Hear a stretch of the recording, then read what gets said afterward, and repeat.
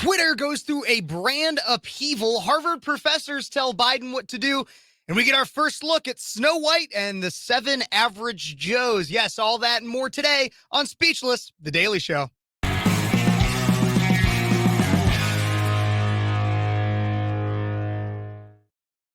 Hey, everybody, and welcome back to Speechless, The Daily Show. I'm your host, Phares. Thank you guys so much for tuning in. We got a lot to cover today, but I want to remind everybody, please don't forget to like, subscribe, share, and then leave me a comment on everything that we're talking about today. Let me know what you're thinking, but please, if you like this video, like, subscribe, and share, and make sure you ring that notification bell, hit to all, because ScrewTube tries to keep me out of your notifications. So you want to know exactly when I'm coming out with some new stuff, like my daily show. Please like, subscribe, share, comment, and hit that notification bell, put to all. But let's get right into it, everybody. Today, out of the news today and yesterday, Twitter has completely changed its brand, or at least it's on its way to. Out of the Daily Wire, Twitter CEO Linda Yaccarino revealed on Sunday that the company that she was recently hired to lead is changing its name, its logo, and the future of its platform. She said, quote, X is the future state of unlimited interactivity centered in audio, video messaging,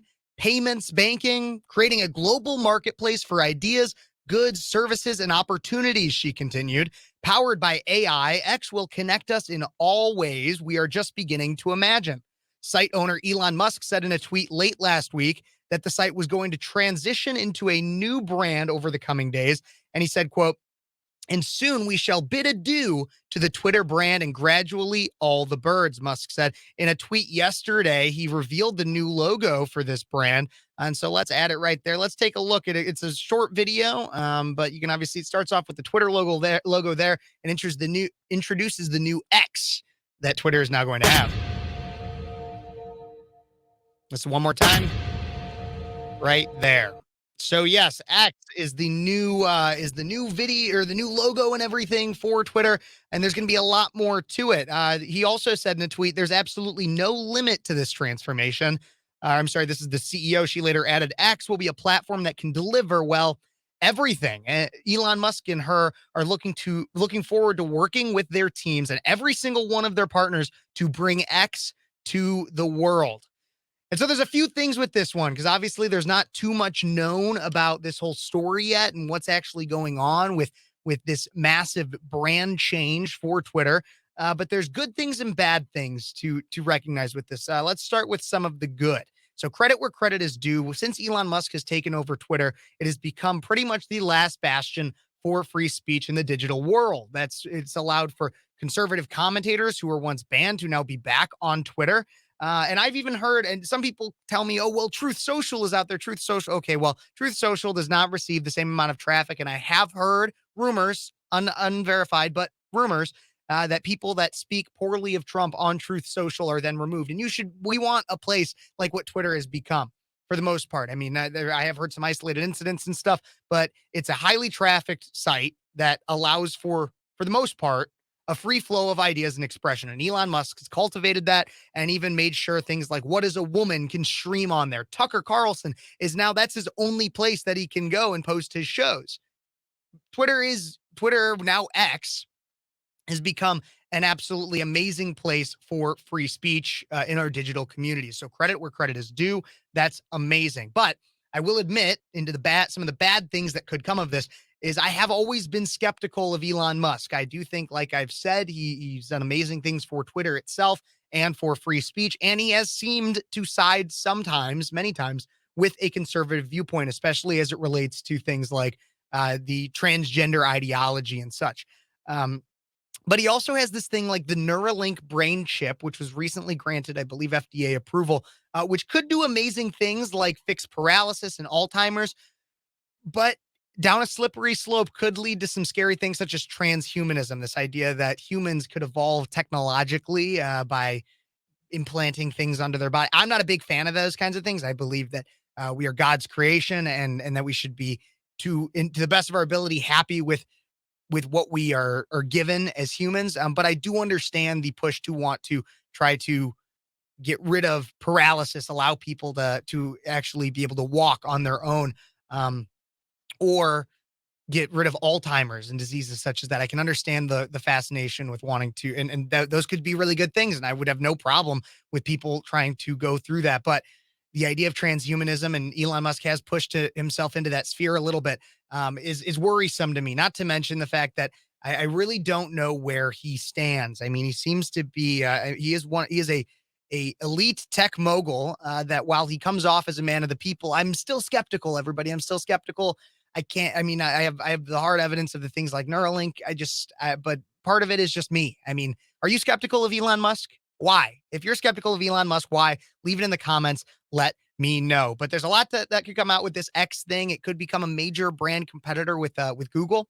At least from what I'm seeing with the fact that they're going to be using AI, they want to make it a digital marketplace. But that leaves me into kind of my final skepticism of it all, is that it pushes more of a globalistic identity, right?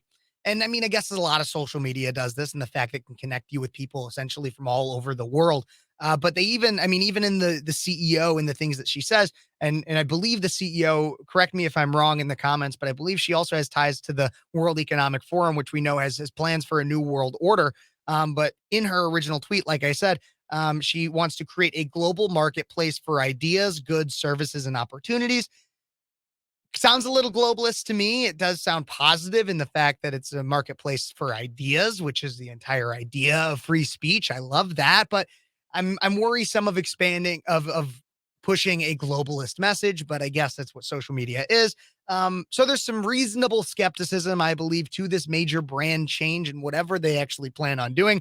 But yes, Twitter is changing its logo. It is already now X. If you go to x.com, it is um it repositions you to the Twitter website. There's a lot coming out of it, and it's going to be a story I continue to follow. But let me know in the comments, what do you think of Elon Musk? What do you think of this rebranding? Is there anything you're skeptical of? Or are you all gung ho on it? I guess I'm back and forth. Like I said, I have some reasonable skepticism of Musk and the way that he's taking some things, but he also has some credibility built with me now in the fact that he's created Twitter to be a free flowing place of ideas that Jack Dorsey and the former progressive zealots at Twitter that used to run it used to have. But that's that story. Let me know what you think in the comments. But what will Twitter really be doing now as the brand of X? I'm curious, and it's something to keep an eye on. But let's just make sure it stays a beacon for free speech, because we, as the consumers of it, do still have say in terms of that liberal marketplace. But in a different story, going kind of totally off of that, away from that, is liberal. This is out of the New York Post. Liberal professors urge Biden to defy, quote, mistaken rulings by MAGA Supreme Court justices. This is again out of the New York Post. Two prominent professors are urging President Biden to thwart the United States Supreme Court MAGA justices by instituting a, quote, alternative interpretation to some rulings, a proposal that critics claim would be a dictatorship. Harvard Law School professors Mark Tushnet and San Francisco State University political scientist Aaron Belkin last week penned, quote, an open letter to the Biden administration and popular constitutionalism to demand that Biden take action against what he has already deemed, quote, not a normal court because of some of its controversial recent rulings. These obviously being the one that allows you to actually take control of your business and deny service to those of like the LGBTQ community if you want to, the affirmative action ruling that came out, Roe v. Wade, I'm sure. But they said in this letter, quote, we urge President Biden to restrain MAGA justices immediately by announcing that if and when they issue rulings that are based on gravely mistaken interpretations of the Constitution that undermine our most fundamental commitments, the administration will be guided by its own constitutional interpretations, the pair wrote. While the professors say they've advocated expanding the Supreme Court, quote, as a necessary strategy for restoring democracy, they countered that greater action is needed since, quote, the threat that MAGA justices pose is so extreme that reforms that do not require constitutional approval are needed at this time. All right. Well, first off, so apparently they've advocated for court packing in the past. Court packing being that because it's not outlined in the Constitution how many justices you should have on the court, that any president should just push as many people into the court as they want to basically swing it whichever way fits with the executive narrative, which is just awful. An awful idea. I would say any president who is considering it is an absolute idiot, because if you have President Biden in today, and then Trump, DeSantis, any conservative gets elected in 2024, and you court packed under a liberal president, well, then the conservatives are just going to have perfect precedent to pack the court even more with people on their side. It just makes it so that it ends up becoming a measuring contest of who can put in more justices that fit their narrative. That's really what it becomes. But then they also say in that same quote that I just read, the threat that MAGA justices pose is so extreme that reforms that do not require constitutional approval are needed at this time. Oh my God. So, and they continue, and it gets crazy. Tushnet and Bilkin noted that Biden, quote, should act when MAGA justices issue high-stakes rulings that are based on gravely mistaken constitutional interpretations, pointing out the High Court's recent affirmative action ruling, a decision Biden criticized as not normal. They said further, President Biden could declare that the court's recent decision in the affirmative action cases applies only to selective institutions of higher education, and that the administration will continue to pursue affirmative action in every other context vigorously because it believes that the court's interpretation of the Constitution is egregiously wrong, Tushnet and Bilkin wrote. The weird thing really is that these professors are pushing for an idea rooted in what's called the unitary executive theory. The unitary executive theory. But at the same time, and I'm going to explain what that is, but at the same time, they're also advocating for expanding democracy and for a democratic, pushing for more democracy and all this. Well, first off, okay, so America is not a democracy. We are a constitutional democratic republic, meaning that we have elements of a democracy in the fact that we vote for people, but the pure democracy leads to mob rule. It's 51% of the population voting for what they believe in, which then rules over 49% of the other population. It's why we have the Electoral College that puts a check and balance on the idea of having a mob rule. So that's the first thing. So anybody who says that America needs to expand democracy doesn't really understand what America actually is. And it's really funny because these are people it's a law professor and a poli-sci professor. But okay, the two ideas but what's being pushed here, the unitary executive theory, in contrast with their claims of wanting to expand democracy, are two ideas that are antithetical to each other.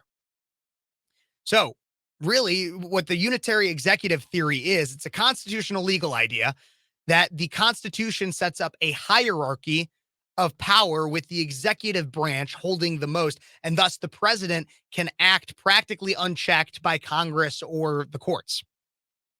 And it kind of has some legal standing. So the theory stems from Article 2 of the Constitution, which outlines the power of the executive branch.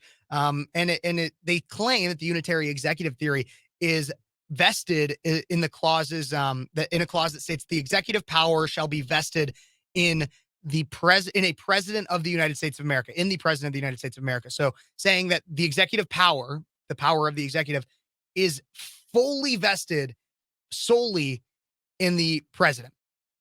And so then he can control the entire executive branch unilaterally without check from Congress, because if he can control the entire executive branch, that means he controls the NSA, the DOJ, DHS, all of our three-letter agencies and bureaucracies that technically fall under the executive branch. So there's that. And then there's also the take care clause that the unitary executive theory comes from. And the take care clause requires the president to, quote, take care that the laws be faithfully executed. And so it's vague.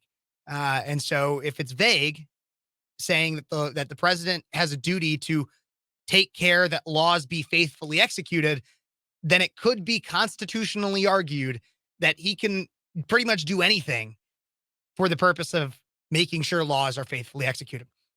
But the thing is that like I said, there actually is precedent for the unitary executive theory. And so these professors, while setting a dangerous precedent, have precedent in what they're saying. The problem is that they are saying the president should do this and defy the courts. Unfortunately, there's actually no question that there is a legal argument, if done strategically, that he could. So the question then becomes, should he do something rather than could he? because the professors are making an argument that he should. And that's where the real problem lies, is that they're making the argument that he should do this. Executive privilege is a scope. And when I say executive privilege, it's what the president can do, is a scope that constantly expands and contracts depending on who is actually in power and how far presidents attempt to push it. Bush and Cheney, back in the early 2000s, were well known for utilizing and pushing the unitary executive theory, especially in legislation and in policy pushed in a post 9/11 America, and the responses from the executive branch to that. But I'm kind of digressing a little bit from the point. The real issue at the table here that I want to address, because the unitary executive theory, all that stuff, bad. It expands the scope of the president's power insanely. That just is not something that we as American people want, unless you like the idea of having a super strong federal government that can wield its power like a butterfly knife and stab you at any moment. But just saying, I digress. The issue on the table here really is these professors that are inserting themselves into an area that they really don't belong. It'd be one thing if they were asked for an opinion, given a perceived expertise in their field. If they were asked for an opinion and they gave it and said, you do technically have the constitutional authority to do this if you would like, or even if they just gave a legal opinion saying, here are things the president could do if he dislikes the court rulings. I guess that would be within their scope. But what they're doing is actively trying to manipulate and tell the president what he should do based on their personal opinion. And it is based on their personal opinion. And the biggest problem is that they're framing their personal opinions as objective facts. They say things like, we urge President Biden to restrain MAGA justices. So take away power from justices they dislike immediately by announcing that if and when they issue rulings that are based on, here's a big problem, that are based on gravely mistaken interpretations of the Constitution that undermine our most fundamental commitments. So not only are they saying that he needs to literally try to take away power from justices they disagree with, they also frame it as being gravely mistaken interpretations of the Constitution. And leftist professors do this kind of crap all the time. What they're doing in that statement by saying that they have gravely mistaken interpretations of the Constitution is their opinion is that these constitutional opinions are mistaken or are wrong. That's their opinion. But the way they say it makes it sound as if legitimately, in some kind of fact, that these opinions are gravely mistaken. It's not fact. By definition, an opinion is not fact. But these professors still try to push it as if their opinion on the matter is fact, while it is true fact, while the justices on the Supreme Court, the ones that actually yield the authority to make said opinion, they're saying theirs are gravely mistaken. And they're saying that as if it is objectively gravenly mistaken, which it's not. That's just not how it is. But again, these professors are doing what a lot of professors do. They're just doing it in a letter to President Biden, which is hilarious to me. But leftist professors do this all the time. They push their opinions as objective fact, not just on that national stage, but also in the classroom. And this is what leads to having an entire generation that's indoctrinated by leftist crap. A lot of students are fed up with this leftist narrative, though. Out of the Daily Wire, another fun story, some STEM students, science, technology, E, and math, I forgot the E, education maybe, STEM students troll woke LGBTQ survey, and researchers blame it on a rise of online fascism. You got to hear the story. It's absolutely hilarious. There are academic researchers that reacted with horror when college students submitted irreverent responses to researchers' LGBTQ survey. Academics from the Oregon State University wrote that they were shocked to receive sarcastic and offensive responses to a survey as part of their research into undergraduate LGBT students in STEM fields. Out of 349 total survey responses, 50 or about 15% were from, quote, malicious respondents and contained slurs, hate speech, or direct targeting of the research team. One malicious responder said that his gender was aerosol, his race was Afro-Klingon Asiatic Galapagosian, and his disability was being 2.86% white. Another said his gender was airplane. His race was Native American Elizabeth Warren, and his disability was transgenderism. Yet another survey respondent entered his gender as effing white male, and his race as Swedish Muslim, and his disability as my country is run by communists. One respondent, another one, put his gender as pansexual attack helicopter, his race as Kangs, and his disability as, quote, intercranial lead deficiency.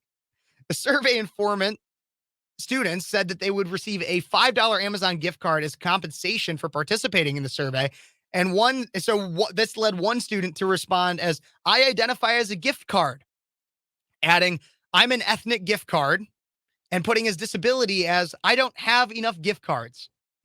The researchers decided to examine how mocking responses, quote, relate to the engineering culture by framing them within larger social contexts, namely the rise of online fascism. They ended up writing a paper, these researchers, titled, quote, Attack Helicopters and White Supremacy, interpreting malicious responses to an online questionnaire about transgender undergraduate engineering and computer science student experiences. They said, quote, the targeting of social justice research and marginalized academics fits into theories of fascism as a pathway the right wing can use to exert power, one act within a larger effort. The researchers wrote in the paper, which was published in the Bulletin of Applied Transgender Studies. They said further, quote, online memes associated with white nationalist and fascist movements were present throughout the data, alongside memes and content referencing gaming and, quote, nerd culture.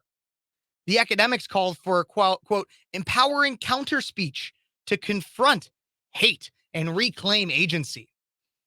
The analysis found that 12 students said their gender was related to some kind of helicopter or aircraft, from an F-16 fighter jet to a V-12 or V-22 Osprey. 15 of the 30 students who put down a disability referred to transgender identities as their disability. The researchers noted that, quote, reading the data participant by participant, the malicious responses were often immediately and viscerally identifiable. One of the graduate student researchers, a trans-identifying man, said that reading the students' tongue-in-cheek responses caused him, quote, significant personal distress. And he had to take time off of the project to, quote, heal from traumatic harm. The malicious responses directed at the research team had a, quote, profound impact on morale as well, the team said. So this guy literally had to take time off from reading jokes, tongue-in-cheek responses. People that were just kind of fed up with the crap that universities are pushing, that were like, I'm just gonna give him a hard time. And this guy had to take time off, had emotional harm, heal. He says traumatic harm. So I know that was a lot of reading for me, and I like to just give my opinion on a lot of things, but I feel like there's not much opinion to give. I just think this is absolutely hilarious and shows that there are people, and this is in Oregon too, woke Oregon. We know Portland had their entire autonomous zone set up back in 2020 with the BLM rioters and crap. So University of Oregon had students that went back against this woke crap. And again, a lot of these students aren't people that are like me, that are like hardcore conservative or anything. Some of them I hope are, but not all of them. No, some of them are just like, I want to come here to get an education and I'm here to learn. And these are STEM students, right? So it's engineering is the E. I messed it up, but science, technology, engineering, mathematics. So these are people where their entire fields are like hardcore science and facts. And you're asking them about a subjective field, arguably just like kind of a false, stupid field that's not even worth studying. The idea of you can be whatever gender you want to be, and you can do LGBTQ and like that stuff. You're asking students that feed and like live, sleep, eat, and breathe logic and objective fact about something that is not rooted in science or fact at all. So what did you expect? What did you expect? And then the biggest thing about this is they could have taken this as an opportunity to say, wow, people who believe in science find this kind of crap to be antagonizing. they find this survey for some whatever reason, they find it as a way that they need to fight back against and call us out a little bit.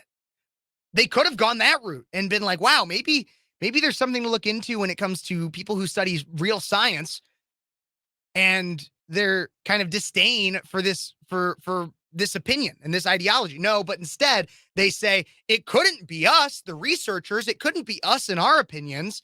No. You know what it has to be? It has to be online fascism and right-wing nutcases. That's what it's got to be. Right-wing. It's the fascists. It's all the fascists.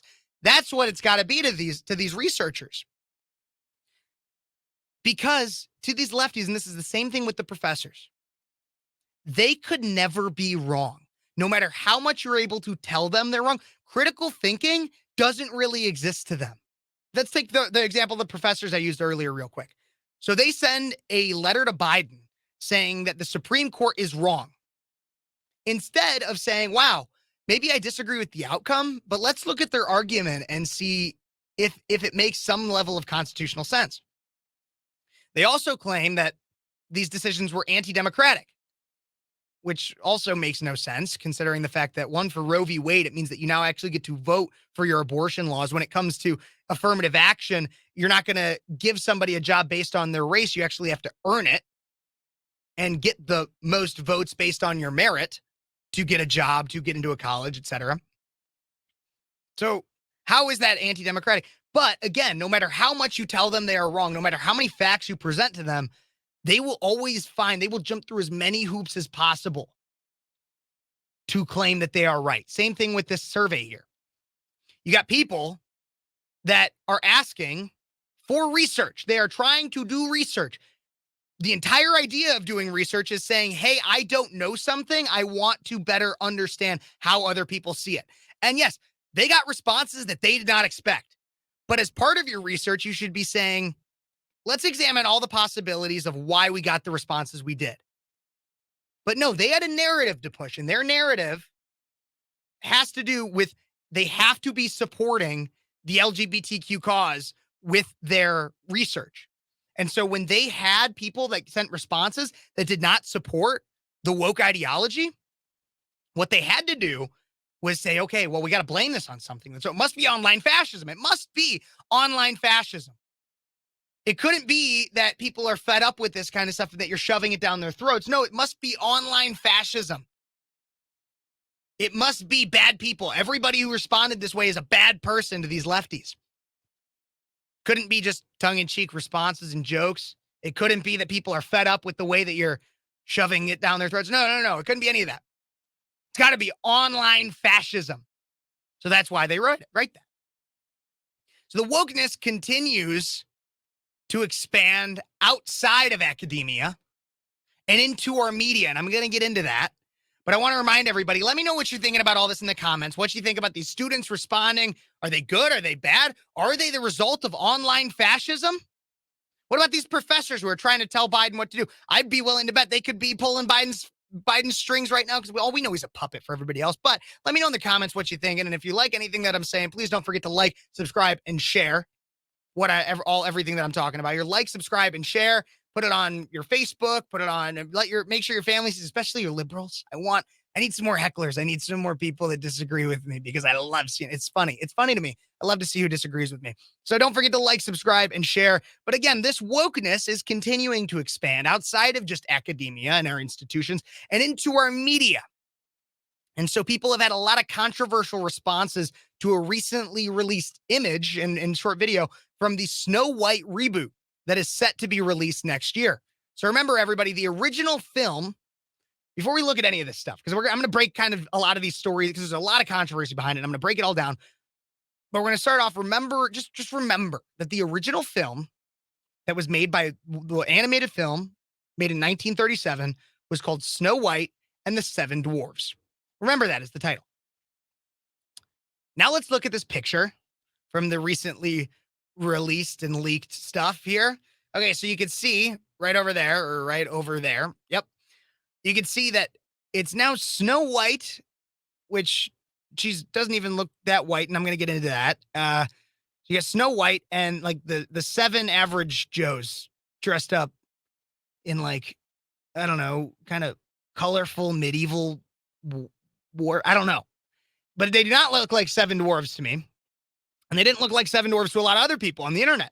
And so the internet kind of went into some backlash about this. But let's go back to the beginning, because this film has been slated. It was like announced that it was started to be in the works in like 2016. And so actor Peter Dinklage, famous for his roles in the Game of Thrones and Elf, reacted so the first thing was that they casted a Latina in this. They casted a Latina in the role of Snow White. And that was the first big controversy of this. But actor Peter Dinklage, who is, like I said, known for his roles in Elf and Game of Thrones, had a little bit to say about that in an interview on the WTF podcast about a year ago. And so let's take a listen to what Peter had to say. They're very proud to cast a Latino actress as Snow White. Yeah. But you're still telling the story of Snow White, yeah. 7 dwarfs. Sure. So, take a step back and look at what you're doing there. Yeah. I know. That makes no sense to me. But you're progressive in one way, but you're still making that backward story of 7 dwarves living in a cave. What the are you doing, man? Have I done nothing to advance the cause from my soapbox?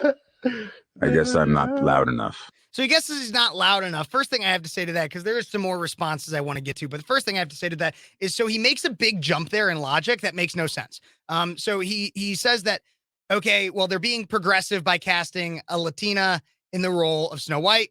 I'm going to cover that. But then he says that you're still telling the story of dwarves that live in, it's not a cave that they live in either. It's like a little bungalow, a little home. I don't understand how simply having dwarves there is innately offensive. And having little people, as I think is the socially acceptable term now to use, but I don't understand how that's innately offensive and how it would be progressive to remove them entirely.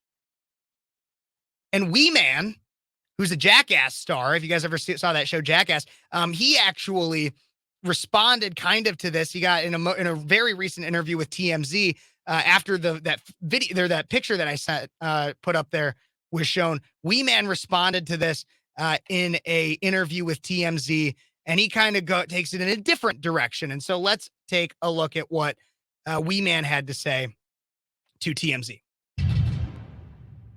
Photos just came out showing that the Snow White movie replaced the 7 dwarves with 7 average people instead. Do you think Disney made the right choice doing this? Oh, wow. I didn't think this was going to be the question today. It's funny you should ask this, because a buddy of mine, we're talking about this the other day, and it's perfect timing for this because of all the AI and all that like SAG and the Writers Guild are going through. It's a bad thing. I'm not agreeing with it. One, because what they're doing is pretty much you're replacing jobs that people could have as little people. Snow White and the 7 dwarfs, it's 4 dwarfs, you know? And what we were discussing too the other day was the Wonka movie. And Hugh Grant is now playing an Oompa Loompa. So I guess, Hugh Grant, you're now identifying as a little person.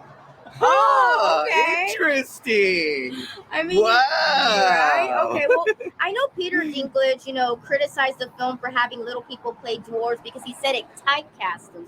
It totally does. It does, okay. Yeah. But then on the other side, people are saying it. Like what you said, it's taking jobs away. So how are you feeling about that? I personally, it's not affecting me personally. That's why I didn't speak out about it. I'm surprised TMZ's coming to me with this. It's awesome, though. I love TMZ.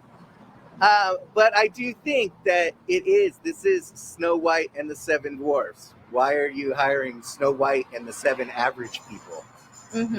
So if that's what they want to do, then I guess they're going to have a lot of people angry at them. Okay, yeah. Absolutely. And so here's the kind of thing I see. So first off with that is that he kind of makes a valid point. So one, it's Snow White and the 7 dwarfs.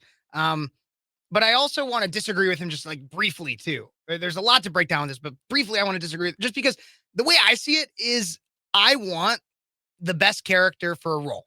And so, and it's also, the job is called acting. And so he calls out Hugh Grant or whatever for being an Oompa Loompa in the new Wonka movie, whatever.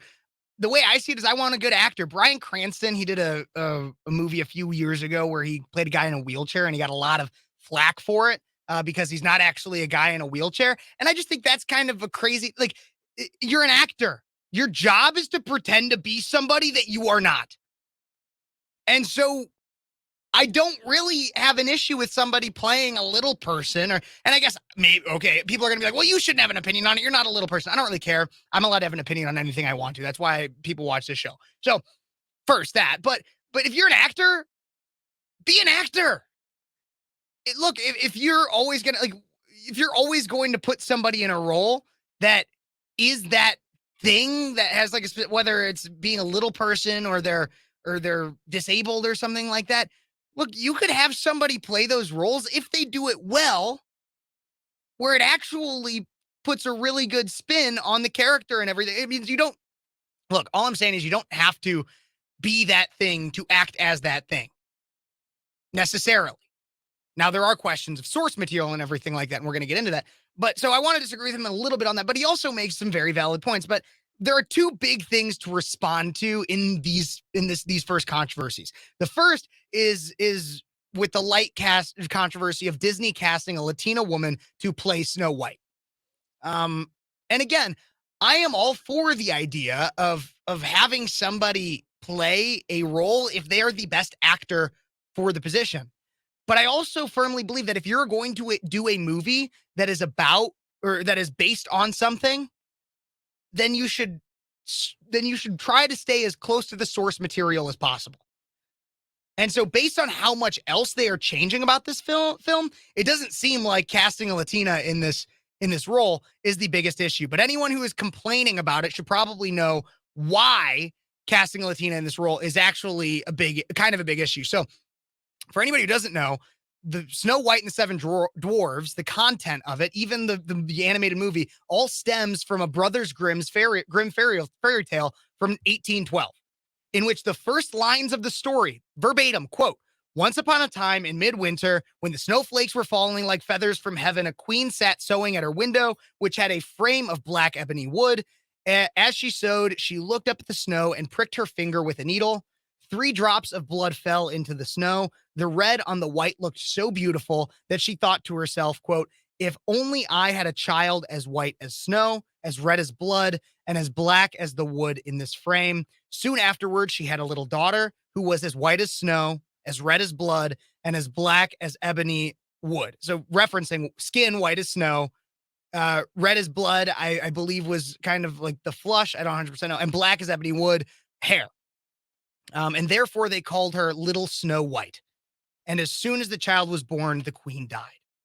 So yes, Snow White is named Snow White after the color of her skin. So by casting a Latina in the role, it is purely a diversity hire because this character calls for a white person. And that's also how the animated movie was. And then it's how the original source material was. So, but obviously they don't really care about the source material because they obviously are doing all this stuff with the dwarves. But the character of Snow White literally got her name from the color of her skin. And having anyone portray the character that is not white is deviating from said source material. So we can have conversations about diversity hires, all that crap. But in reality, my biggest gripe is that it doesn't follow the source material. But none of what seems to be coming out of this film seems to be following the source material. And that leads to the second big controversy. The first, the one that I covered at the very beginning here. And that's that they're entirely abandoning the title characters, the 7 dwarves. The dwarves in the movie. Remember the title, the Snow White and the 7 dwarves that I called to at the very beginning? And so Peter Dinklage, like I said, comes out, slams Disney, saying that they shouldn't have dwarves. Wee Man thinks that without them, you're taking away space in media for little people. So the first thing I want to point out is that there are a few routes that Disney could have taken. If they didn't want to offend anybody and make any controversy, they should have just never decided to make this movie in the first place. Because first you bring out a Latina, seems like a nice girl. I've seen her in some other stuff. Nice, but whatever, deviating from the source material in which the character's name is Snow White after the color of her skin. So you're pissing people off with that. And then you're pissing both sides of the little people spectrum off by having average Joes and not having. So you could have just decided not to make this film. That would have been your best option, probably, if you wanted to avoid any of this controversy. But now you're pissing everybody off, and Wee Man comes out here. But I definitely fall more on Wee Man's side for two reasons. The first being the source material. If you're going to make a reboot, remake, spinoff, anything like that, you need to appreciate the source material. I'm going to talk a little bit about that more, but you need to appreciate the source material. It's called Snow White and the Seven Dwarves. This would have been a great place, and that leads me into my second point. This would have been a great place for you to actually exalt some little people in film and in media. So the way I see it, by taking out the dwarves, you're actually removing a sense of representation. It's like when they got rid of Aunt Jemima or Uncle Ben from The Rice, or the Land O'Lakes Girl, or the Cleveland Indians, anything like that. All of that. You're actually removing the representation that was already there. And so if anything, it's more offensive, in my opinion, to remove people from that space that they could have had and could have exalted their following, their representation, their ability to speak on issues. But there's so much more controversy to this as well. The Latina actress that I previously mentioned that is cast as Snow White has recently had a resurfaced interview that is now garnering a lot of attention. Let's take a look at that. This is Rachel Ziegler, who will portray the new Snow White. And this is her in an interview from last fall. You were bringing a modern edge to it on stage. What do you mean by that? I just mean that it's no longer 1937, and we absolutely wrote a Snow White that is not going to be saved by the prince. She's not going to be saved by the prince, and she's not going to be dreaming about true love. She's dreaming about becoming the leader she knows she can be, and the leader that her late father told her that she could be if she was fearless, fair, brave, and true. And so it's just a really incredible story for, I think, young people everywhere to see themselves in. Snow White is running for president. I'm launching my... Okay, so there's a lot to break down with that interview because it just doesn't make any flipping sense to me, and it really kind of pisses me off because for a few reasons. Okay, so let's consider the purpose of the original film. So Gal Gadot even chimes in there and says she's not going to be saved by a prince. She's going to become the leader that she's supposed to be. Okay, the leader that she was supposed to be. Is she going to reflect 21st century women then? Is she going to beg people to subscribe to her OnlyFans? Is she going to get a text from her boss saying that she needs to come in right now and live in a relatively unfulfilling life? And that's not just for women. I mean, a lot of people live that way. They don't have kids. They don't get married. They end up living non-fulfilling lives because they live lives that are incredibly self-serving and decide to... And starting a family actually is one of the most virtuous things you can do because you have to serve people that are not yourself. But instead, we glorify the idea of abandoning family, abandoning true love, and just completely living your life willy-nilly, searching for self-happiness that will never come because you're only serving yourself. Just saying. And if anything, what they're doing is pushing the antithesis of the original Snow White film. So the original Snow White film. So first thing you could say is, okay, it's a fairy tale. There's no real, no matter how you made it, there's no real, significant deeper meaning that it has to have because it's simply a fairy tale. It's a fantasy. And so it doesn't need to have a deeper meaning because it's simply engaging in fantasy. That's the first thing you could say. But if you want to look for deeper meaning in it, they're even deviating significantly from that. Let's look at a few things. So first, don't blindly trust strangers. If you know the original Snow White film, it has the witch who is, and it leads to some other things, but she goes and says, which is the new wife of Snow White's dad, I believe. And she's like, who's the prettiest person out there? Well, it's Snow White.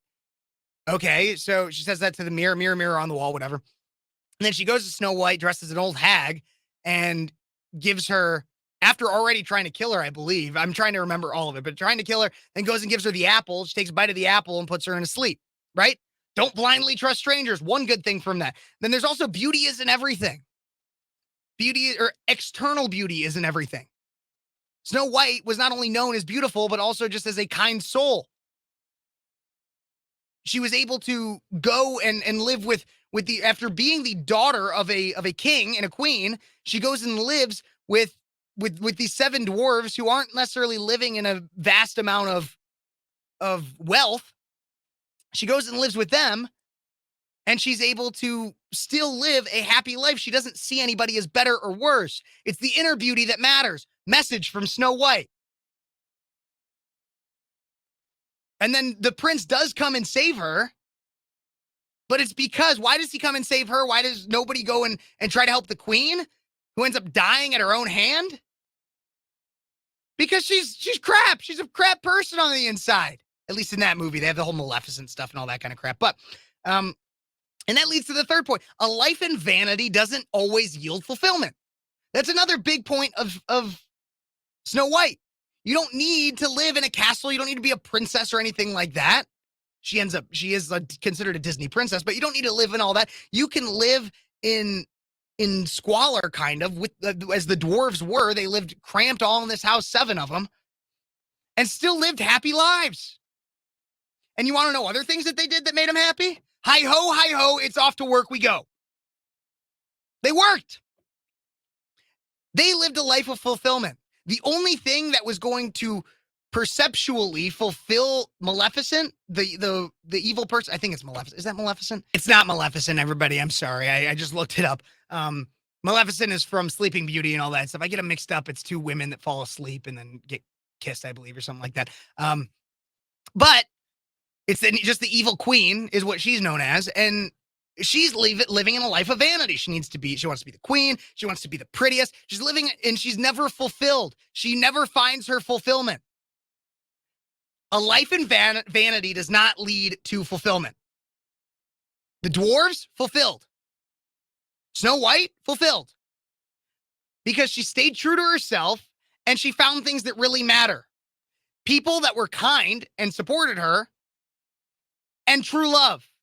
Somebody to live a life with and build a family with. According to the new Snow White, all that doesn't matter. It's not 1937 anymore. Vanity is the way to fulfillment, apparently. That's the other thing. So it's not 1937 anymore. Okay, then why make this movie? Why remake this movie? Why don't you tell a new story? If it's not 1937 anymore, why do you have to basically completely uproot everything that Snow White is, Snow White and the 7 Dwarfs, everything that movie stands for? Why do you have to uproot it and just spit in the face of the source material? Seriously, though, when it comes to spin-offs, reboots, and remakes, you have to do them well for them to actually succeed. Many that you'll hear, especially in the conservative circle, say that they're tired of the lack of creativity in Hollywood. I am too. And I'll agree to that to an extent, because it does feel like 90% of what we get out of Hollywood right now is a reboot, remake, or spinoff. But some actually perform well, like Top Gun Maverick, which was basically the movie of the year last year. It was a box office hit, won Oscars, everything like that. But in contrast, there have been reboots that have not fared as well. The woke Ghostbusters in 2016 that had all female leads is considered to be an awful movie. And according to the Daily Wire, Disney has lost upwards of $900 million in its last 8 films, one of which was the controversial Little Mermaid remake, and another was the film Lightyear, which was a spin-off of the Toy Story franchise and was not allowed to be played in multiple countries for its depiction of a same-sex couple. So, like, when we're analyzing those a little bit, let's look at that. So, the Little Mermaid, a lot of people came out and was like, "Oh, well, it's a black actress and that's like woke or whatever." Yeah, I didn't have a big issue with that, but my big issue with that movie is that they changed the lyrics to "Kiss the Girl," an amazing song, one of the best songs in the original Little Mermaid, and they changed the lyrics because it didn't reflect consent. And so they had to change the lyrics. I got a problem with that. Stay true to the source material. There's a reason why people like the original and consider the original a classic.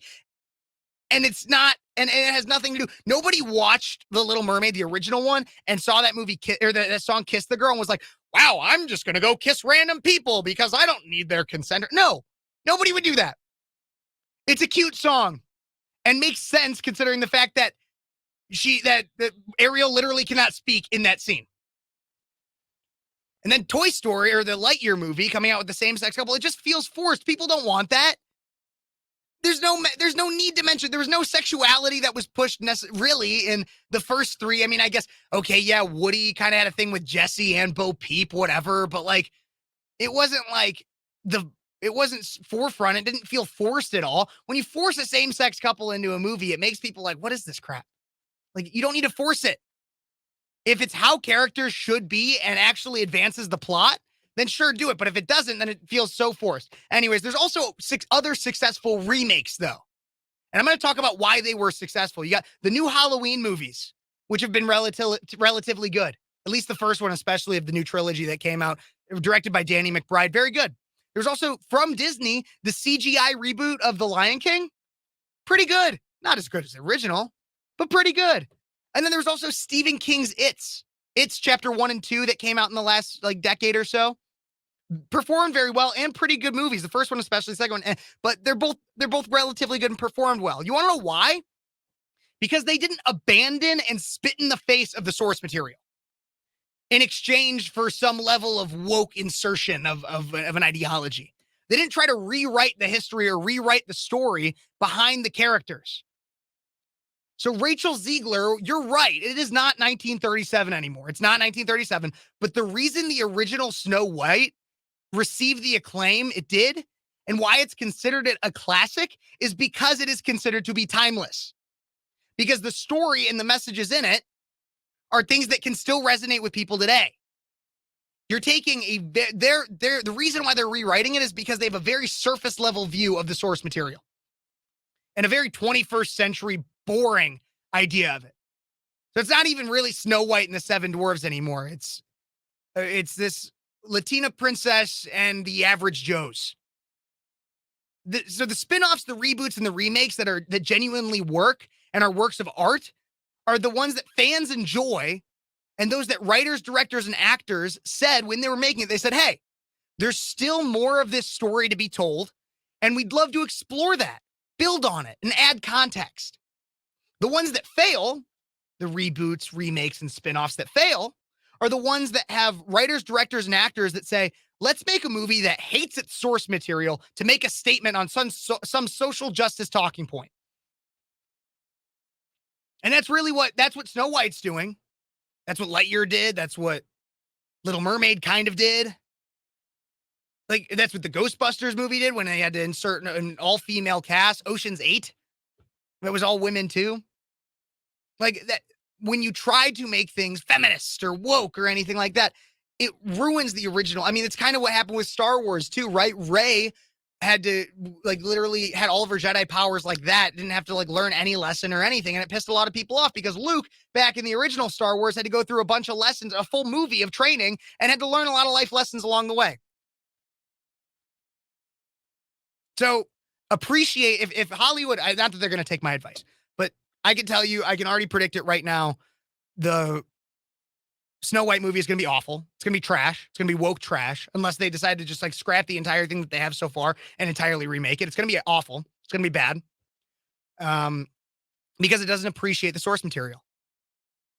Hollywood, if you want any advice, appreciate your source material to make a good reboot, remake, or spinoff. I mean, heck, Indiana Jones, Dial of Destiny, failing right now. I haven't seen it yet, so I can't really say why. Not doing very good. A lot of people are just mad about all these reboots, remakes, and stuff because it seems like they're lacking creativity. And so I guess we'll see what goes on with this writer strike. Maybe if writers actually start getting paid more, then we'll actually get better content. And maybe Snow White will get redone.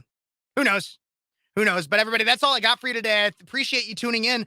God bless you and God bless America. Don't forget to like, subscribe, and share this video if you like anything that I had to say. And leave me a comment. Let me know what you think. Are you going to go see Snow White? What do you think about reboots, remakes, and spinoffs? You like them? Let me know. Leave me a comment. Love to hear from you.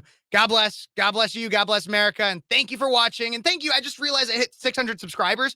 Thank you for everybody who's been with me since the very beginning. Let's make it to 750. Let's make it to 1,000. Share this video. Subscribe if you're not already. God bless you. And I'll be back tomorrow with Speechless, The Daily Show.